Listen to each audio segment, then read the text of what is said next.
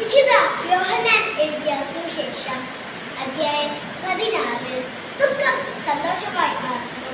അല്പസമയം കഴിഞ്ഞാൽ നിങ്ങൾ എന്നെ കാണുകയില്ല, വീണ്ടും അല്പസമയം കഴിഞ്ഞാൽ നിങ്ങൾ എന്നെ കാണും.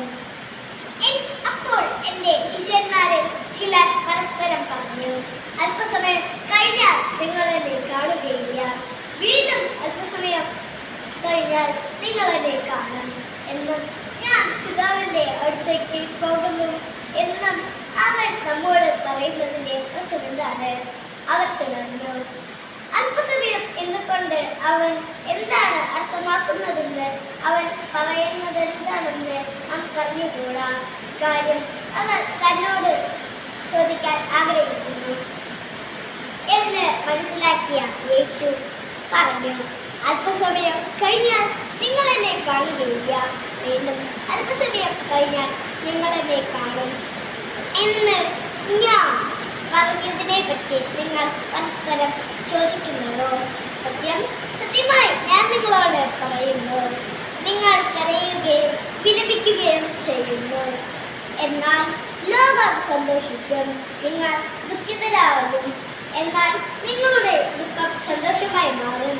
സ്ത്രീക്ക് പ്രസവവേദന ആരംഭിക്കുമ്പോൾ അവളുടെ സമയം വന്നതുകൊണ്ട് അവൾക്ക് ദുഃഖം ഉണ്ടാകുന്നു.